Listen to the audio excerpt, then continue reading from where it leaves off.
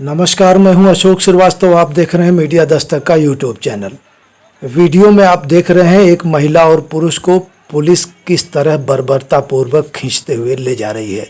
दरअसल शुक्रवार को यूपी के अयोध्या में देवकाली रोड पर हुए भयानक सड़क हादसे में घायल ठेला व्यवसायी का समुचित इलाज नहीं हुआ और लखनऊ के एक प्राइवेट अस्पताल में उसकी मौत हो गई। नाराज परिजनों ने मृतक का शव सड़क पर रखकर देवकाली फतेहगंज मार्ग को जाम कर दिया। आरोप था कि कार चालक और इसमें बैठे 2 अन्य लोगों को राहगीरों ने पकड़कर पुलिस को सौंप दिया था, लेकिन पुलिस ने उन्हें छोड़ दिया और दुर्घटना में घायल ठेला व्यवसायी का जिला अस्पताल और लखनऊ में समुचित इलाज भी नहीं हुआ। लखनऊ के किसी अस्पताल में घायल का इलाज देर तक न शुरू होने पर परिजनों ने घटना के दूसरे दिन शनिवार को भी रोड जाम कर हंगामा किया था। पुलिस ने आनन फानन में परिवार वालों के साथ कुछ पुलिस वालों को लखनऊ भेजा तो घायल को प्राइवेट अस्पताल में एडमिट किया गया, जहां इलाज के दौरान उसकी मौत हो गई।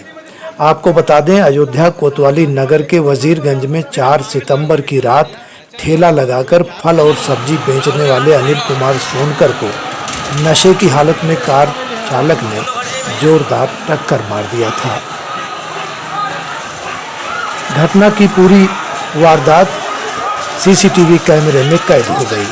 आरोप है कि पुलिस ने ऊंची पकड़ रखने वाले युवकों और चालक को कोतवाली लाने के बाद छोड़ दिया। उधर लखनऊ में अनिल सोनकर को समय से इलाज न मिलने की वजह से देर रात उसकी मौत हो गई। नाराज परिजनों और मोहल्ले के लोगों ने अयोध्या कोतवाली नगर के फतेहगंज मार्ग को आज फिर जाम कर दिया। परिजनों की मांग है कि मृतक युवक के परिजनों को आर्थिक सहायता प्रदान की जाए और उसकी पत्नी को सरकारी नौकरी। साथ ही दोषी पुलिस कर्मियों के खिलाफ कार्रवाई हो तथा कार चालक को गिरफ्तार किया जाए। सड़क जाम कर रहे परिजन और लोगों के साथ पुलिस ने जोर जबरदस्ती की और पुरुष पुलिस कर्मियों द्वारा महिला को जबरन धकेलते हुए 100 मीटर तक ले जाया गया। मृतक के एक अन्य परिजन को पुलिस द्वारा घसीटा गया। पुलिस के इस अमानवीय कृत्य का फुटेज भी सामने आया है। हालांकि स्थानीय आक्रोश को देखते हुए पुलिस को जबरन पकड़ी गई महिला और पुरुष को वहीं मौके पर छोड़ना पड़ा। परिजनों का आरोप है कि इंसाफ मांगने पर पुलिस वालों ने अभद्रता की। मौके पर पहुंचे जनवादी नौजवान सभा के प्रदेश महासचिव सत्यभान सिंह के समझाने बुझाने पर भीड़ शांत हुई और मृतक के शव को पोस्टमार्टम कराने को परिजन राजी हुए। हम आपको सुनाएंगे मृतक के मामा, पिता, बहन, एसपी ग्रामीण एसके सिंह और सिटी मजिस्ट्रेट सत्य प्रकाश सिंह ने इस पूरे मामले में क्या कहा है। प्रभाकर चौरसिया की रिपोर्ट। नमस्कार। लोग इंसाफ की मांग कर रहे हैं। ये पुलिस वाले अपने डर और धमक दिखाने के चक्कर में हमें फांसी घसीटे हैं, हमारे बच्चे घसीटे हैं और मारे हैं। देखिए कपड़ा फाड़ दिए हैं। ये लोग इंसाफ दिलाने आए हैं कि गुंडागर्दी करने आए हैं। ये लोग घर का लड़का हमारा मर गया। हाँ, इन लोगों को कोई सुनवाई नहीं है। बस ये लोग अपना डर और धमक दिखा रहे हैं। ये हम लोगों को मार के कपड़ा फाड़े हैं। हम लोग पुलिस वाले मारे हैं। क्या नाम है आपका? सूरज सोनकर। सूरज सोनकर। मांग हम लोग एक ही रखे हैं कि डीएम साहब आवे, उनसे बात हो, 50 लाख रुपया दे और हमारे जो जिसके बच्चे मरे हैं हमारे पतोहिया की, उनको सरकारी नौकरी दे ताकि उनके बच्चों का ज्ञापन चल सके, खाना पीना चल सके उनके परवरिश के। और प्रशासन की सुनवाई नहीं हो रही है और जो गिरफ्तार हुए हैं उसको छोड़ दिया गया है कोतवाली से, रातों रात छोड़ दिया। लड़का फतेहगंज से मारवाड़ी के पास आया और 4 पहिया गाड़ी में इधर सीधा टक्कर मार के और यहाँ इलाज कह रहा नहीं बच पाया और वो ख़त्म हो गया। और जो मौके पे पकड़े थे अभी वो पता नहीं कहाँ पे छोड़ दिए हैं, कहाँ नहीं, ये सब अभी कुछ पता नहीं चला बाबूजी। जबकि क्या मांग कर रहे थे आप? प्रशासन से हम मांग कर रहे थे कि अब हमारी परिवार को जिम्मेदारी उठाए और देखे कि जो मुआवजा हो कम से कम जो वो हमारे परिवार को प्रदान किया जाए। क्या कहा प्रशासन ने? प्रशासन ने आश्वासन दिया है बाबू, अभी देखे क्या करते हैं। छोटे दूसरे भतीजे हैं।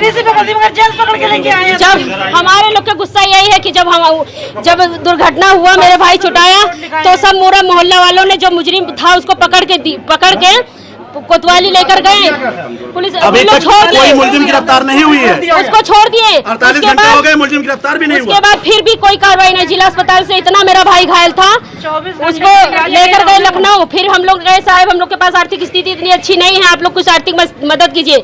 हम लोग वहाँ पर गए, मोहल्ले के 30-35 लोग गए वहाँ पर। वहाँ भी कहे लगे कि जो बेटे तुम्हारे भाई को मंत्री के पास फोन कर दिया गया है, विधायक के पास एडमिट हो गया। पता चला वहाँ इलाज हो रहा है गार्जियन को बुलाया गया। हम लोग के पास कुछ नहीं हो रहा था। वहाँ बाहर अस्पताल के बगल खड़ा होके जो बाटे ये कह दो मिट्टी सामने पड़ी है यहाँ हमारे भाई। अस्पताल में कोई भी एडमिट नहीं ले रहा तो कोई भी। फिर हम लोग शाम को पूरा मोहल्ला इकट्ठा होके वहाँ पर, जहाँ भैया बिजली ऑफिस के पास हम लोग गए, वहाँ पर इकट्ठा होके कम से कम 400 लोग। फिर वहाँ भी कोई कार्रवाई नहीं। उसके बाद बहुत लोग इकट्ठा हो गए। फिर वहाँ से उन लोगों ने अब सोच गए मामला गड़बड़ हो रहा है, तो फिर वहाँ से लखनऊ के लिए 4 पुलिस वालों को साथ में, मामा हमारे और 2-3 भाई थे, सबको भेजा लखनऊ। फिर इन लोग के दबाव से फिर वहाँ ट्रीटमेंट चालू हुआ। तब भी बहुत देर हो रही थी। ऑपरेशन हुआ, पूरा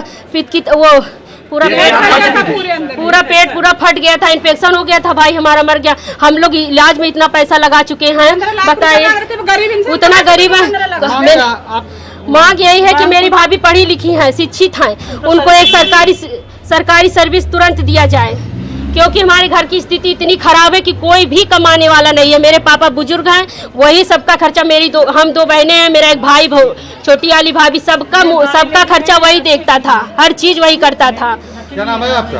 हम अनीता सोन का भाई, मेरा भाई मरा है, सारा खर्चा वही देखता था। एक बहन मेरी और है, वो भी एक व्यक्ति की इसी मोहल्ले की उसकी डेथ हो गई है, और डेथ के बाद डेड बॉडी आई तो यहाँ लोगों ने, मोहल्ले के लोगों ने और आसपास के लोगों ने यहाँ आज लॉकडाउन के दिन, जबकि पूरी तरीके से आज फुल लॉकडाउन है और शासन के जो नियम है वो लागू है, सोशल डिस्टेंसिंग के और महामारी अधिनियम के, इसके बावजूद लोगों ने यहाँ पर आज लॉ एंड ऑर्डर ख़राब किया और यहाँ रोड जाम किया और काफ़ी बड़ी संख्या में आकर के और रोड जाम किया और यहाँ पर अराजकता उत्पन्न की, कानून व्यवस्था खराब किया, शांति व्यवस्था खराब किया। और इसके बाद पुलिस फोर्स पहुंची है, सभी मजिस्ट्रेट और हम लोग यहाँ आकर के बात करके, और कुछ इन लोगों को सख्ती से यहाँ से हटाया गया और घर वालों को समझा बुझा करके डेड बॉडी पीएम के लिए गई है और इसके बाद पीएम के बाद उसका अंतिम संस्कार कराया जा रहा है। और इस प्रकरण में अभियोग दर्ज है, उसकी विवेचना हो रही है, जो भी दोषी होंगे उनके खिलाफ पूरी मुकम्मल कार्रवाई होगी। और आज भी जो ये यहाँ पर घटना हुई है, ये जो कानून तोड़ करके इन लोगों ने किया है, वो भी चूँकि नियम सबके लिए बराबर है, उसमें भी अभियोग दर्ज होगा और उसमें भी विधिक कार्रवाई होगी। इनकी मांग है सर कि जो है उनको कुछ आर्थिक सहायता चाहिए और एक नौकरी, तो क्या वो उनकी जितनी बातें हैं वो सब लिखित रूप से हम लोग मांग रहे हैं, वो दे रहे हैं, और उसको जिस फोरम पर भी जहाँ जैसे भेजना होगा, जो भी नियमानुसार उनकी जैसी भी मदद हो सकती है, प्रशासन पूरा उनके साथ है, पूरा सहयोग करेगा। उनके परिवार वालों का आरोप है कि जनता ने कुछ लोगों को पकड़ के पुलिस को सौंपा था, पुलिस ने उनको छोड़ दिया। ये उनकी बात है, अभी तक ऐसी कोई बात संज्ञान में नहीं आई है, लेकिन अगर उनकी ऐसी कोई बात है तो उसकी भी जांच हो जाएगी कि उसमें क्या सत्यता है।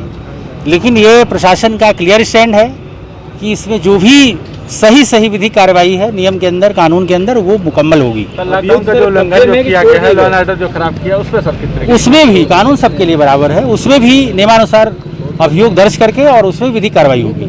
आरोप थे कि परसों जो है यहाँ पे एक कार से इनका एक्सीडेंट हुआ, जो मृतक है, और उसके बाद इन लोगों ने जो है पकड़ करके पुलिस को जो है सिपाही दिए थे, मतलब ये उन लोगों को पकड़ के दिया था उसको, जो आरोपियों को, और इनके ये आरोप हैं कि मतलब उसको बिना किसी कार्रवाई के छोड़ दिया गया। कुछ उसका विरोध था। दूसरा, जिसके साथ ये घटना हुई वो आज जो है मृतक हो गया, और उसकी जब डेड बॉडी आई तो सब लोगों का आक्रोश, अचानक से सब लोग आक्रोशित हो गए, और उसी चीज़ को लेकर के थोड़ा सा नारेबाजी और ये सब चीज़ें हुई। मुआवजे की सब जो मांग कर रहे हैं उस पर सब देखिए, ऐसा है कि इनकी जो है मतलब जो मांगे हैं वो ये हैं कि इन्हें 50 लाख रुपए दिए जाए मुआवजे के रूप में, इन्हें एक सरकारी नौकरी दी जाए, और जो लोग आरोपी हैं उनके खिलाफ कार्रवाई की जाए। तो मैंने इन्हें बता दिया है कि जो भी इनकी मांगे हैं जो वाजिब हैं वो तो हम उस पर विचार करेंगे, उस पर ज़्यादा से ज़्यादा इन्हें आर्थिक सहायता दिलाने का प्रयास करेंगे। मगर अगर यदि ये ऐसा कहें कि 50 लाख दीजिए या कोई एक पर्टिकुलर अमाउंट, तो वो संभव नहीं है। दूसरा, इनके द्वारा जो सरकारी नौकरी की मांग की गई है, तो सरकारी नौकरी दिलाने का कोई ऐसा हमारे पास नियम नहीं है, हमारे पास कोई ऐसी सुविधा नहीं है। तो जो इनकी वाजिब मांगे होंगी वो पूरी अवश्य पूरी की जाएंगी और ज़्यादा से ज़्यादा आर्थिक सहायता इनके परिवार को, पीड़ित के परिवार को दिलाने का पूरा प्रयास किया जाएगा। अब देखिए, ये बहुत ही अनफॉर्चुनेट है, किसी के यहाँ पे इस तरह की चीज़ हो गई है। नो डाउट जो है लॉकडाउन इसका उल्लंघन तो हुआ है, बट किसी के पीड़ित परिवार के यहाँ पे ऐसी अगर चीज़ हो जाती है तो हमें मतलब भावनाओं को भी देखना पड़ता है। इन सब चीज़ों देखते हुए हम लोग एक्शन। क्या परिवारीजन संतुष्ट हो गए आपकी बातों से? उन्हें ज़्यादा से ज़्यादा आर्थिक सहायता के लिए हमने कहा है और आरोपियों के खिलाफ कार्रवाई का आश्वासन दिया है, इस पर वो लोग संतुष्ट हैं। ठीक है सर, थैंक यू।